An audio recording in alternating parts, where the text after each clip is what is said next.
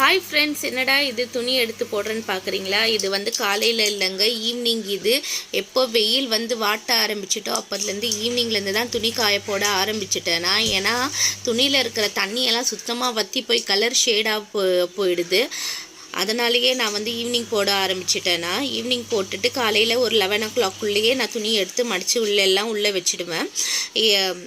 சரின்ட்டு துணியெல்லாம் காய போட்டு எடுத்த உடனே ஈவினிங்கு டீ குடிக்கலைன்னா எனக்கு மண்டையே வெடிச்சிடுங்க. நான் டீ போடுற ஸ்டைல் எப்படின்னா, பாலை ஊற்றிட்டு கொஞ்சம் தண்ணி ஜாஸ்தியாகவே கொஞ்சம் ஊற்றிட்டு எனக்கு கையால் போடுற பழக்கம் தான். எதுவாக இருந்தாலும் நான் வந்து ஸ்பூனை வச்சு நான் யூஸ் பண்ண மாட்டேன்.